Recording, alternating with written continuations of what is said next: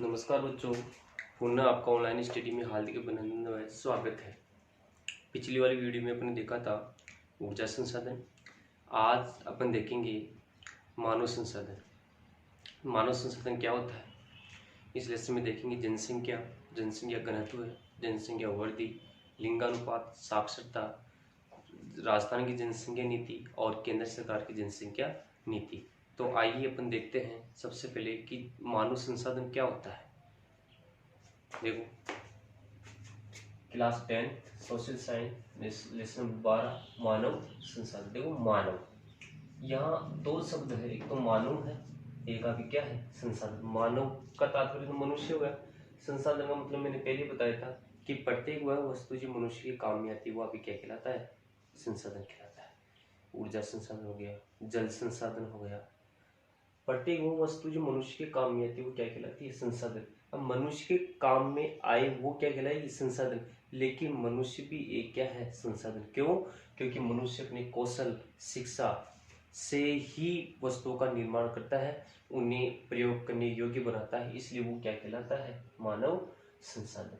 क्योंकि मानव उन्हें उपयोग योग्य क्या कर रहा है, बना रहा है। जैसे मान लीजिए आपके, मान लीजिए लोहा है, लोहा निकल तो गया लेकिन उससे मशीन कौन बनाए, उससे बस बना रहा है, ट्रक बना रहा है, कील बना रहा है। तो ये कौन बना रहा है, मानव बना रहा है। तो इसलिए मानव भी एक क्या है, संसाधन है।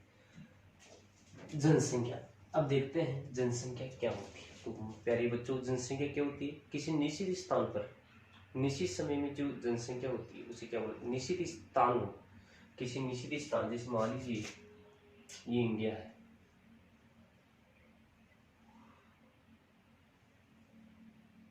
ये एक निश्चित स्थान है, भारत है, निश्चित क्या है स्थान।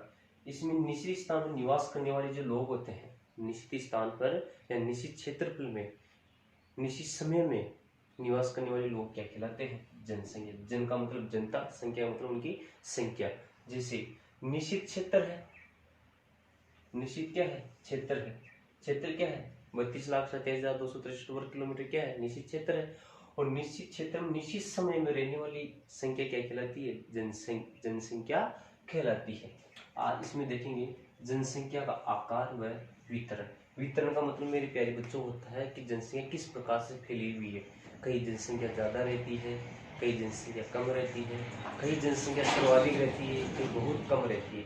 तो सर्वाधिक क्यों है, कम क्यों है? तो जनसंख्या मतलब क्या हुआ, जनसंख्या वितरण मतलब जनसंख्या का फैलाना। देखो, तो अब जो भी अपन इस लेसन में जो भी आंकड़े देखेंगे वो मेरे प्यारे 2011 के आंकड़े देखेंगे। 2011 के आंकड़े ही देखेंगे। जो भी ये आंकड़े लिखे हुए हैं या अपन जो लेसन पढ़ेंगे ये 2011 के आधार पर पढ़ेंगे। ऐसा नहीं जिसमें मैंने मान लीजिए लिंगानुपात बता दिया कि भारत का लिंगानुपात 940 है, कोई बच्चा बोले 943 है, 950 है। वो कौन से आंकड़ों के ऊपर है, अपन यहाँ बात करें 2011 के आंकड़ों की। तो जनसंख्या, तो भारत की 2011 की जनसंख्या के अनुसार 100 करोड़ जनसंख्या है। कितनी जनसंख्या है, 100 करोड़ जनसंख्या। विश्व में जनसंख्या के मामले में भारत का कौन सा स्थान है, दूसरा स्थान है। सर्वाधिक जनसंख्या चीन की है, उसके बाद में भारत है, फिर आपके अमेरिका, ब्राजील, इंडोनेशिया, इस प्रकार से क्रम से आगे क्या होते रहते हैं, बढ़ते रहते हैं। मतलब जनसंख्या के मामले के अंदर विश्व में कौन सा स्थान है भारत का, दूसरा। पहला कौन सा है, चीन, दूसरा कौन सा है, भारत। तो भारत की 2011 के अनुसार भारत की जो जनसंख्या है वो क्या है, 121 करोड़ जनसंख्या। देखो 121 करोड़ जनसंख्या, जो कुल विश्व का कितना है, 17.3। कहीं कहीं किताबों में आपको 17.5 भी लिखा हुआ मिल जाएगा, वो घबराने की आवश्यकता नहीं। आपकी कितनी है कुल जनसंख्या का, 17.3। देखो कुल भूभाग का मतलब विश्व का कुल जो भूभाग है उसका कितना है, 2.4। मतलब भारत का जो भूभाग है 32,87,263 वर्ग किलोमीटर, मतलब 32,87,263 वर्ग किलोमीटर। ये आपकी क्या है, भारत का क्षेत्रफल। तो विश्व का क्षेत्रफल, कुल विश्व के क्षेत्रफल कितना है, 2.4। सर्वाधिक जो जनसंख्या है वो आपके कहाँ है, उत्तर प्रदेश की। सर्वाधिक जनसंख्या किसकी, उत्तर प्रदेश की। कितनी है, लगभग 19 करोड़ जनसंख्या। और सबसे कम जो जनसंख्या है वो आपकी कहाँ की है, सिक्किम की। कितनी है, 6.07 लाख जनसंख्या है। और राजस्थान की अगर बात करते हैं तो राजस्थान की जनसंख्या के मामले में कौन सा स्थान है? 8वां। और क्षेत्रफल के मामले में राजस्थान में कौन सा स्थान है? प्रथम स्थान है। और राजस्थान की कुल जनसंख्या है वो आपकी क्या है? 6,86,00,000 जनसंख्या है। अपने क्या देखा? मानव संसाधन जनसंख्या किसी क्षेत्र के अंदर निश्चित समय में जो जनसंख्या रहती है उसे क्या बोला जाता है? जनसंख्या मतलब लोगों की संख्या, जनसंख्या। तो विश्व में जनसंख्या में हम लोग कौन सा स्थान? भारत का। दूसरा स्थान, पहला स्थान किसका है? चीन का। दूसरा स्थान भारत का। भारत की कुल जनसंख्या कितनी है? 2000। सभी आंकड़े किसके अनुसार देख रहे हैं अपन? 2011 के अनुसार 121 करोड़ जनसंख्या। विश्व की कुल जनसंख्या का कितना है? 13.3%। क्षेत्रफल की कुल क्षेत्रफल कितना है? 32,27,263 वर्ग किलोमीटर। कुल भूभाग कितना है? 2.04। सर्वाधिक जनसंख्या उत्तर प्रदेश, सबसे कम जनसंख्या सिक्किम 6.7 लाख। और राजस्थान की अगर बात करते हैं तो राजस्थान के क्षेत्रफल के मामले में कितना है? 8वां स्थान। क्षेत्रफल कितना है? 3,42,239 वर्ग किलोमीटर। तथा क्षेत्रफल में कौन से क्षेत्रफल में अपन देख लिया, क्षेत्रफल में कौन सा स्थान है? प्रथम स्थान। क्षेत्रफल अपने देखा 3,42,239 वर्ग किलोमीटर। और कुल जनसंख्या कितनी है? 6,86,00,000। और अगर बात करें सर्वाधिक जनसंख्या कहाँ की है? सर्वाधिक जनसंख्या आपके जयपुर जिले की है। सर्वाधिक जनसंख्या कहाँ की है? जयपुर जिले की। अब इसके आगे अपन बात करते हैं जनसंख्या वृद्धि। अब किसकी बात करेंगे? जनसंख्या वृद्धि। देखो नाम से क्या मतलब जनसंख्या में वृद्धि मतलब बढ़ रही है जनसंख्या। देखो इसकी परिभाषा क्या होगी? किसी निश्चित स्थान में, ध्यान देना, किसी निश्चित स्थान में निश्चित समय में, निश्चित स्थान हो, निश्चित क्या हो? समय हो, तो जनसंख्या में हुआ परिवर्तन ही क्या कहलाता है? आपकी जनसंख्या वृद्धि। मतलब किसी निश्चित स्थान पर निश्चित समय में जनसंख्या में जो परिवर्तन होता है वो आपकी क्या कहलाता है? जनसंख्या वृद्धि। हाँ, जनसंख्या अगर बढ़ रही है तो धनात्मक वृद्धि, अगर कम हो रही तो क्या कहलाएगी? ऋणात्मक वृद्धि। देखो कैसे, मान लीजिए ये आपके भारत है, किसी निश्चित स्थान पर, अपने बताया था टूटा फूटा जो भी है इससे काम चला लूंगी। तो ये आपकी क्या है? भारत है।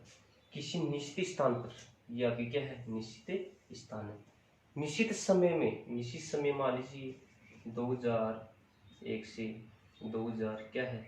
11। निश्चित समय में जनसंख्या में जो परिवर्तन होता है उसे क्या बोला जाता है? जनसंख्या वृद्धि। देखो कैसे, 2001 में भारतीय जनसंख्या 102 करोड़ थी, 102 करोड़।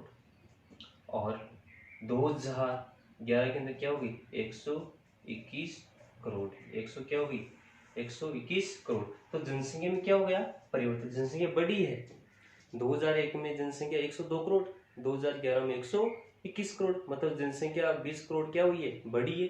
तो ये धनात्मक वृद्धि खिलाएगी। मान लीजिए यहाँ जनसंख्या मान लीजिए 100 करोड़ ही रहती या 1 अरब ही रहती तो जनसंख्या क्या हो गई? कम। तो ये ऋणात्मक वृद्धि।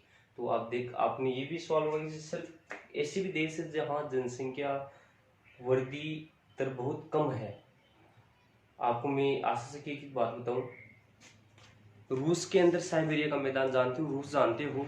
वहाँ अगर 12 बच्चे किसी के हो जाए, ध्यान देना, अगर किसी के 12 बच्चे हो जाए तो वहाँ उसको पुरस्कार दिया जाता है, नेशनल पुरस्कार दिया जाता है, मोनिला मदर्स अवार्ड।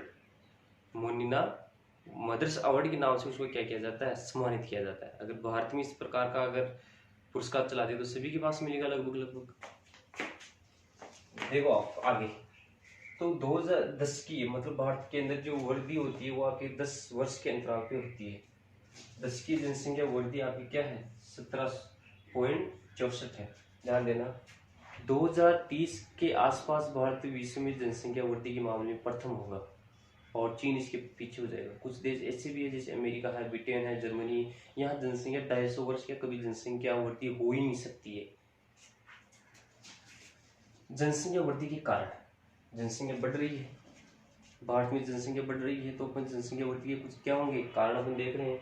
2001 में 102 करोड़ थी और 2011 में 121 करोड़ हुई, मतलब जनसंख्या क्या हो रही है? लगभग 19-20 करोड़ क्या हो गई? बढ़ गई। तो इसके कुछ कारण होते हैं प्यारे बच्चों, तो सबसे पहले आपके आ जाए क्वेश्चन आ जाए जनसंख्या वृद्धि के कारण बताइए। तो जनसंख्या वृद्धि के 3 कारण होते हैं, जन्म दर, मृत्यु दर, प्रवास। देखो जन्म दर, जन्म दर का तात्पर्य क्या होता है?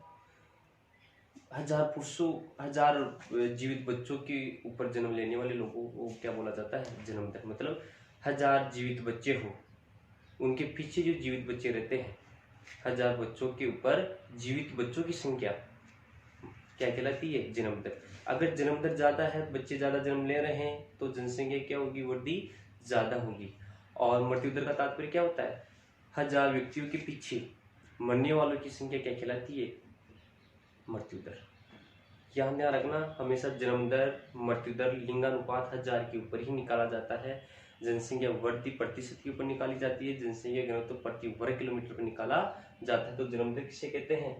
1000 जीवित बच्चों की संख्या या बोल सकते हो, या 1000 बच्चों के पीछे जीवित रहने वाले को क्या बोला जाता है? जन्म दर। मतलब जन्म लेने वाले। जन्म दर अधिक है तो आपकी जनसंख्या वृद्धि होगी, और मृत्यु दर अगर कम है, भारत के अंदर वर्तमान में क्या होगी? मृत्यु दर क्या हो गई? कम हो गई, तो भी जनसंख्या वृद्धि होगी। एक घटक और है, प्रवास। प्रवास का मतलब क्या होता है?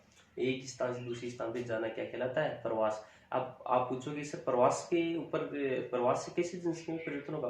तो देखो प्रवास में कैसे होता है, मान लीजिए अगर प्रवास होता है ग्रामीण से ग्रामीण, शहर से शहर, एक राज्य से दूसरे राज्य, तो कोई जनसंख्या में वृद्धि में कोई परिवर्तन नहीं होगा। जैसे मान लीजिए 2000 व्यक्ति राजस्थान से मान लीजिए उत्तर प्रदेश जा रहे हैं, तो कोई परिवर्तन नहीं होगा। अगर मान लीजिए बांग्लादेश से 10 लाख लोग भारत के अंदर आके रहते हैं, तो ये जनसंख्या वृद्धि हो गई। चीन से 20 लाख व्यक्ति यहाँ आकर रहते हैं, तो जनसंख्या वृद्धि हो गई। भारत से मान लीजिए सऊदी अरब जाके 20 लाख लोग रह रहे हैं, तो वहां सऊदी अरब में क्या हो गई? जनसंख्या वृद्धि हो गई। तो प्रवास से आंतरिक राज्य के अंदर तो कुछ प्रभाव नहीं पड़ता, देश के भीतर अगर बाहर प्रवास होता है, एक स्थान से दूसरे स्थान बाहर जाते हैं देश के बाहर, तो जनसंख्या वृद्धि होती, कम और ज्यादा होती है। ये जनसंख्या वृद्धि। अब देखो जनसंख्या घनत्व, परिभाषा भी पूछ लेता है। जनसंख्या घनत्व किसे कहते हैं? प्रति वर्ग किलोमीटर में, 1 किलोमीटर में रहने वाले लोगों की संख्या को क्या बोला जाता है? जनसंख्या घनत्व। 1 वर्ग किलोमीटर में रहने वाले लोगों की संख्या को क्या बोला जाता है? जनसंख्या घनत्व। काफी प्रकार के होते हैं जनसंख्या घनत्व। गणितीय जनसंख्या घनत्व होता है, कायिक जनसंख्या घनत्व होता है, कृषि जनसंख्या घनत्व होता है, आर्थिक जनसंख्या घनत्व होता है। लेकिन अपन को उनसे तात्पर्य नहीं है, अपना साधारण सा है। जनसंख्या घनत्व किसे कहते हैं? 1 किलोमीटर में रहने वाले लोगों की संख्या को क्या बोला जाता है? जनसंख्या घनत्व। कुल क्षेत्रफल बटा कुल जनसंख्या। देखो 2011 के अनुसार भारत का जनसंख्या घनत्व कितना है? 382। सर्वाधिक जनसंख्या घनत्व है वो आपके कहाँ का है? पश्चिमी बंगाल का। सबसे कम जनसंख्या घनत्व कहाँ का है? 17, अरुणाचल प्रदेश का। कहने का तात्पर्य क्या है? जनसंख्या घनत्व किसे कहते हैं? प्रति वर्ग किलोमीटर में रहने वाले लोगों की संख्या को क्या बोला जाता है? जनसंख्या घनत्व। और सर्वाधिक जो भारत का जनसंख्या घनत्व वो कितना है? 382। सर्वाधिक जनसंख्या घनत्व पश्चिम बंगाल 1002, सबसे कम अरुणाचल प्रदेश 17। और राजस्थान की अगर बात करते हैं तो राजस्थान का जनसंख्या घनत्व कितना है? 201। 201 कैसे याद करोगे आप? 2011 कैसे लिखते हैं? ऐसे लिखते हैं, 1 को उठा दो, कितना बच गया? 2001। राजस्थान की जनसंख्या घनत्व याद हो गया। सर्वाधिक कहाँ का है? जयपुर 598। न्यूनतम कहाँ का है? जैसलमेर। तो जैसलमेर को कभी कभार क्या बोला जाता है? अरुणाचल प्रदेश कहा जाता है, क्योंकि अरुणाचल प्रदेश का जनसंख्या घनत्व भी 17 है और जैसलमेर का जनसंख्या घनत्व भी क्या है? 17। जैसे भारत के अंदर जयपुर के अंदर 598, जयपुर के बाद में भरतपुर है, अलवर है, दौसा है, इस प्रकार से।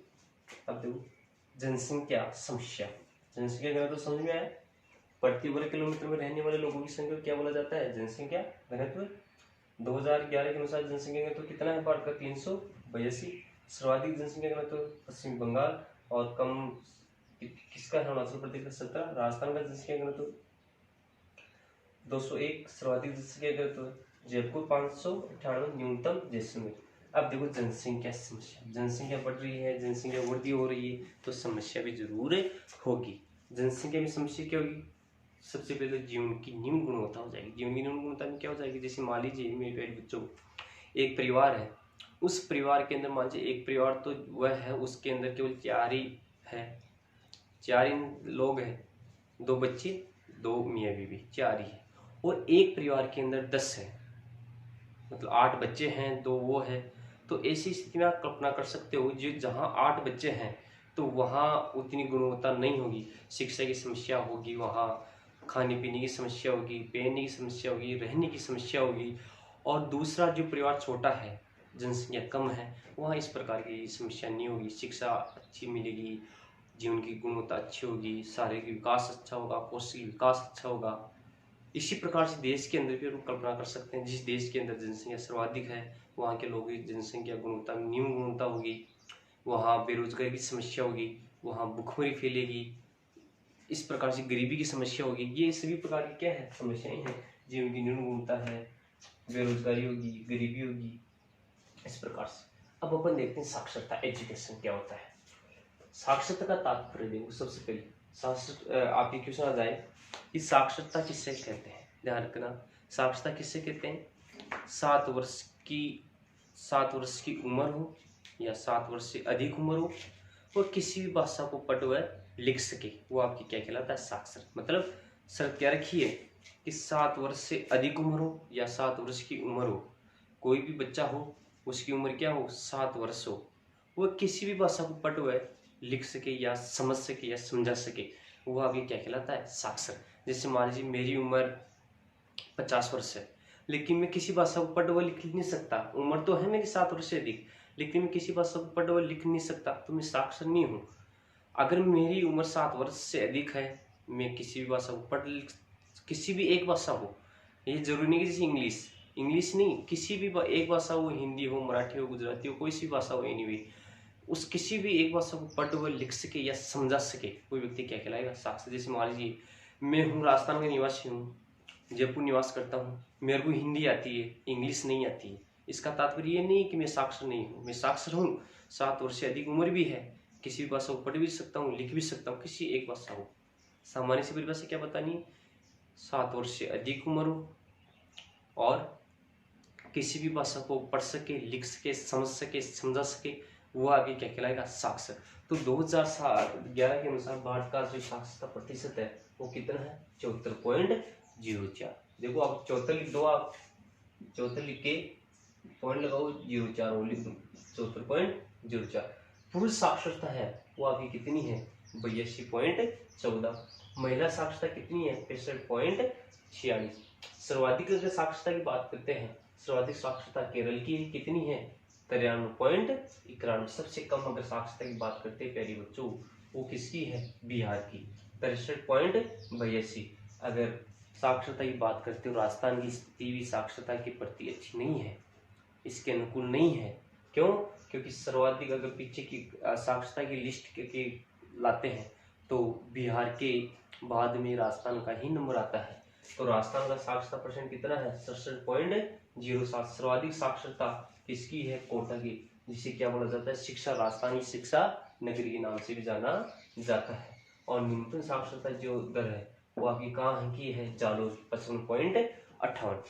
तो भारत की साक्षरता 74.04, पुरुष साक्षरता 82.14, महिला साक्षरता 65.46। सर्वाधिक साक्षर केरल 93.91, न्यूनतम बिहार 63.82, राजस्थान की साक्षरता 67.07, सर्वाधिक कोटा और न्यूनतम जालोर।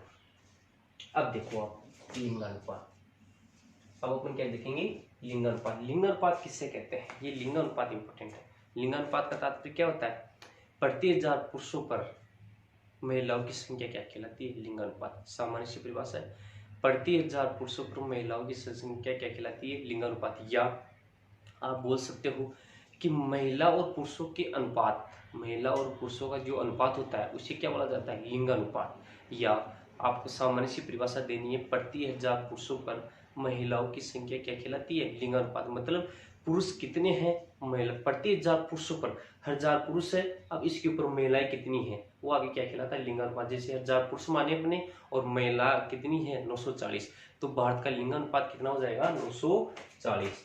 2011 के अनुसार भारत का लिंगानुपात कितना हो जाएगा, 940। सर्वाधिक लिंगानुपात देखो केरल, जो क्षेत्र जितना साक्षर होगा वहाँ का लिंगानुपात उतना ही अधिक होगा। अगर विश्व की बात करें, अमेरिका है, ब्रिटेन है, रूस है, इनकी साक्षरता, जर्मन है, ये इनकी साक्षरता सर्वाधिक है।